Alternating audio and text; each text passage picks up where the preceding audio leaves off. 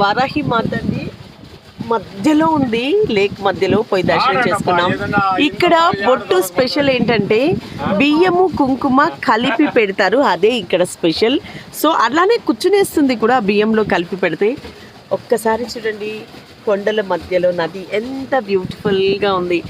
మా బావ చూడండి, ఆయన ఎంజాయ్, బోటు తొక్కి మరి నేనే బోట్నంతా తీసుకెళ్తానని ఫీల్ అయిపోతున్నారు, కానీ కాదు, ఆ అబ్బాయి పక్కన తొక్కుతున్నాడు, చేస్తున్నాడు.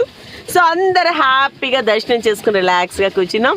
ఇంటికి వెళ్ళిపోయి మష్రూమ్ బిర్యానీ వేడి వేడిగా చేసుకొని తిని చలికి ఎంజాయ్ చేయాలనుకుంటున్నాం. ఏమండి, అవునా? అవును. బిర్యానీ మీరేనా చేసేది? కాదంట, నేనే.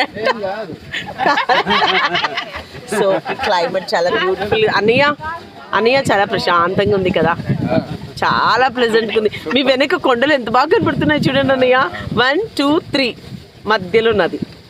సో ఇది అండి, వాస్తవంగా చెప్పాలంటే పంచభూతాలలో నీళ్లు, నది, పారే సెలయేరు నది కూడా చాలా ముఖ్యం. దాంట్లో మనం పోతూ ఉంటే ఈ చల్లని గాలి, పచ్చని చెట్లు, పైన ఆకాశం, కింద నది, అస్సలు చాలా చాలా ప్లెజెంట్గా హ్యాపీగా ఉంది.